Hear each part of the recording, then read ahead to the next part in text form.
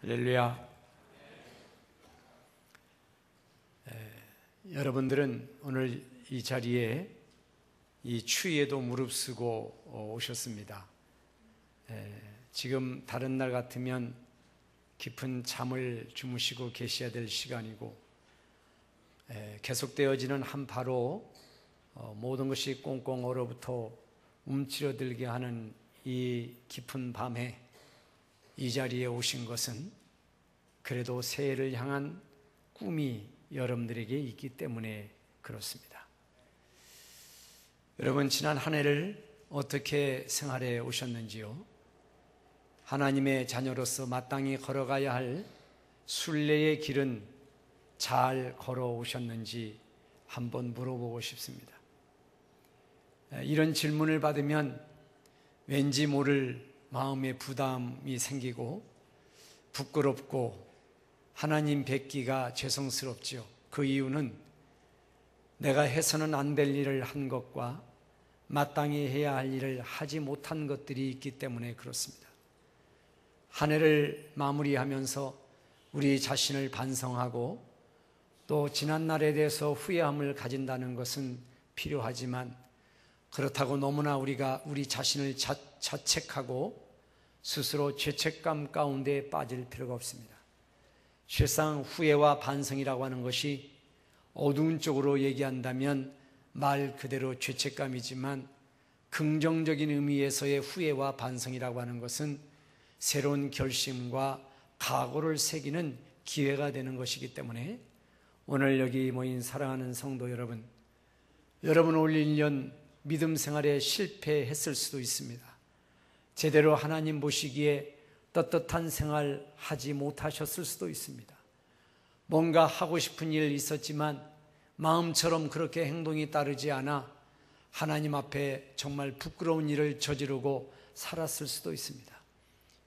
그러나 그것에 대해서 너무나 여러분 자신들을 자책하지 마십시오. 왜냐하면 이미 우리 주님은 그렇게 연약한 나를 아시고 그렇게 연약한 나를 당신의 것으로 채워지기 위하여 당신의 품으로 안아주셨다는 사실이 있기 때문에 그렇습니다. 그리고 지난 365일을 지나고 또 새로운 365일을 우리에게 허락하신 이유는 너희들이 지나간 세월에 헛되게 잘못되게 반성하며 살았던 것들을 다시 한번 되돌아보고 새로운 것으로 도전하고 일어서라고 하는 의미로 우리 하나님께서는 이 새해를 주신 것이라고 그렇게 믿습니다. 오늘 시인도 이렇게 얘기를 합니다. 14절에 보니까 하나님이여 교만한 자들이 일어나 나를 치고 포악한 자의 무리가 내 영혼을 찾아 싸우며 자기 앞에 줄을 두지 아니하였나이다. 이 시인도 믿음 생활을 하면서 많은 어려움을 겪습니다. 고통스러운 어려움을 겪습니다. 하나님을 믿지 아니하는 거만한 사람들에 인하여 이리 치이고 저리 치이고 시달립니다. 그리고 포악한 일로 말미암아 거칠게 쏟아붓는 그런 말들로 인하여 마음의 상처를 받습니다. 그래서 하나님께 기도하는 겁니다. 여기까지는 똑같아요. 우리도 그럴 수 있죠. 우리들도 넘어지고 쓰러지고 실패하면 하나님께 기도하죠. 그런데 오늘 이 시인은 기도하는 것만으로 끝난 것이 아니라 나에게 주신 주님의 은혜를 되새김질을 했다는 것이 뭔가 우리와는 다른 것 같습니다. 15절의 말씀을 보니까 그러나 주여 주는 긍휼히 여기시며 은혜를 베푸시며 노하기를 더디하시며 인자와 진실이 풍성하신 하나님이다. 그는 힘들고 어려울 때마다 그런 하나님을 마음속에 생각하고 힘들고 어려울 때마다 지금도 나와 함께하고 자기가 실패하여 넘어지고 불신앙 가운데 있을 때에도 우리 주님 노하기를 더디하시고 인자와 진실로 나를 붙잡아 일으키신다는 이 믿음 위에 굳게 섰던 것이 어쩌면 우리의 생활과 조금 다르다면 다를 수가 있겠습니다. 사랑하는 우리 믿음의 성도 여러분, 지난 한 해는 우리가 그렇게 살아왔습니다. 넘어지고 때로는 곁길로 가고 때로는 하나님의 말씀이 옳다 여기면서도 순종하지 아니하고 그렇게 살았는지도 모르겠습니다. 그러나 이제 2013년 새해를 맞는 이 즈음에 여러분들 후회하는 자리에서 우뚝 일어서셔서 여러분들에게 새 소망과 꿈을 허락하실 2013년을 여러분의 해로 만들기 위하여서 큰 믿음의 발걸음을 내디시기를 주의 이름으로 축원을 드립니다. 두 번째로 이 시인은 11절의 말씀을 보니까 여호와여 주의 도를 내게 가르치소서 그랬습니다. 하나님 앞에 자기의 인생을 배우겠다는 고백입니다. 하나님 앞에 나의 갈 길을 맡기겠다는 겁니다. 우리 복음 성가 가운데 내가 주인 삼은 것 다 내려놓고 라는 찬양이 있습니다. 내가 지금까지 주인으로 알고 모시고 살아왔던 것들, 그것이 아니면 안 될 것처럼 그렇게 붙잡고 살아왔던 것들, 시간이 내가 시간의 주인이 되어야 되는데 이 시간이 나의 주인이 되어서 나를 그냥 뒤에서 밀어붙임으로 어쩔 수 없이 시간의 흐름에 내 자신을 맡기다 보니 어느덧 시간이 나의 주인이 되고 내가 시간의 노예가 됐던 것들, 그런 것들을 우리가 돌아보면서 이 해를 갈 때에 정말 내가 주인 삼은 것 주 앞에 다 내려놓고 오직 주님만을 주인으로 삼는 그런 새로운 결단이 있어야 될 줄로 믿습니다. 오늘 이 시인은 그런 하나님의 말씀을 늘 내 마음이 배우게 하옵소서, 하나님이 나를 이끌어 가시는 그 순리를 내가 쫓아가게 하옵소서, 이렇게 기도를 하고 있습니다. 니코스 카잔차키스라고 하는 소설가가 있습니다. 그분이 쓴 책은 영혼의 자서전이라든가 그리스도인 조르바라고 하는 그런 책이 있는데요, 이 책들에서 이 저자는 이런 이야기를 합니다. 올리브 나무에 달린 유충을 어느 날 산에 올라갔다가 발견했답니다. 올리브 나무, 감람나무에 달려있는 유충이 그 껍질에서 헤어나려고 막 꿈틀꿈틀거리는 그 모습을 보고 가던 발걸음을 멈췄다고 합니다.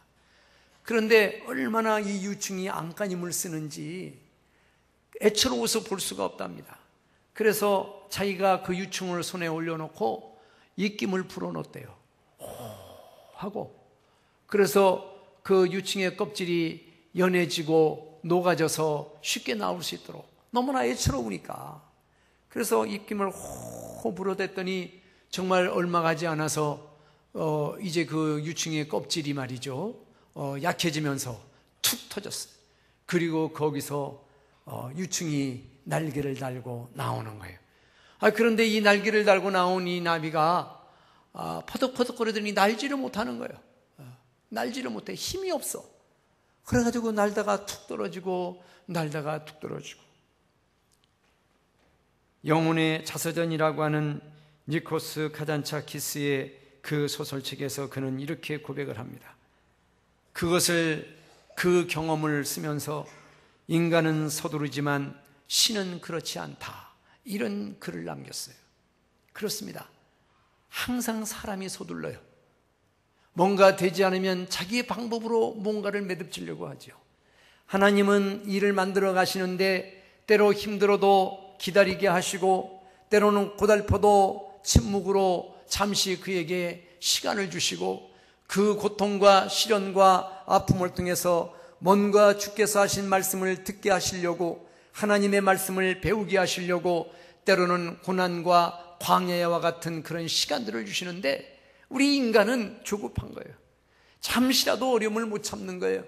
잠시라도 시달리면은 금방 짜증이 나고 마음이 흐트러지는 거죠.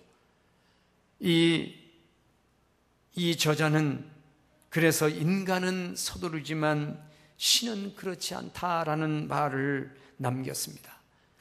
오늘 이 시인도 주의 도를 내게 가르치소서, 이 말이 무슨 뜻이겠습니까? 당신이 지시하는 것을 내가 기다리겠습니다.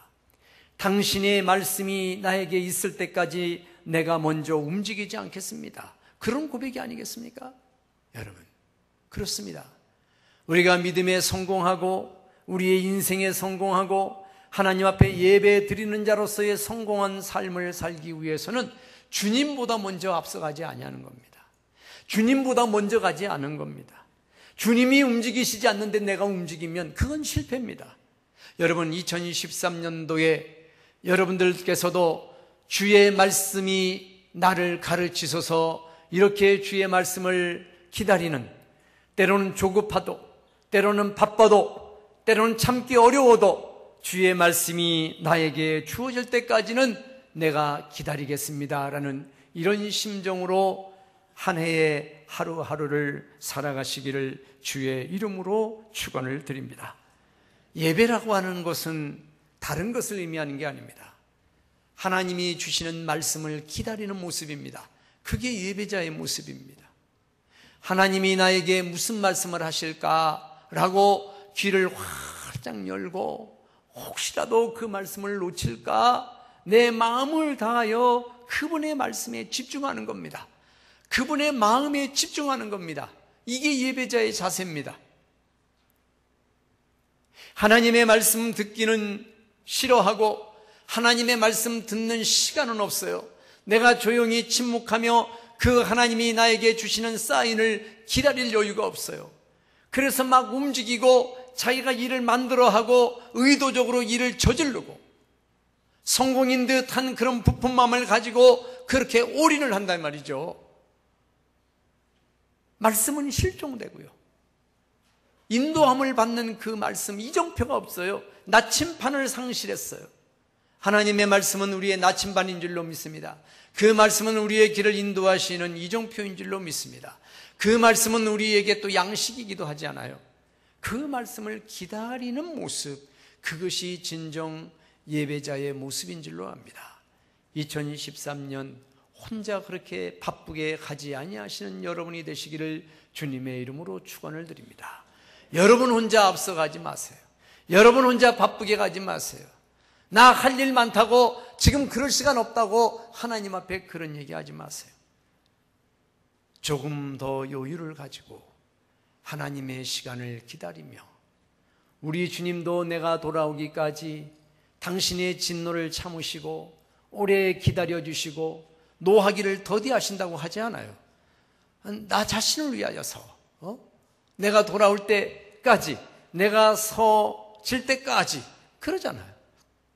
그 하나님을 말씀을 통해서 배워나가시는 여러분이 되시기를 주님의 이름으로 축원을 드립니다. 마지막으로 17절에 은혜의 표적을 내게 보이소서, 은혜의 표적을 내게 보이소서. 이제 2013년에는 하나님이 주신 은혜의 표적이 여러분의 삶에 가득하시기를 주님의 이름으로 축원을 드립니다. 우리 다 같이 통성으로 하나님 앞에 2013년도를 위하여 간절히 기도하겠습니다. 다 같이 기도하겠습니다. 은혜로우신 아버지 하나님, 주의 은혜와 사랑을 진심으로 감사합니다. 오늘 우리들에게 베푸시는 귀한 한 해의 시간을 돌아보며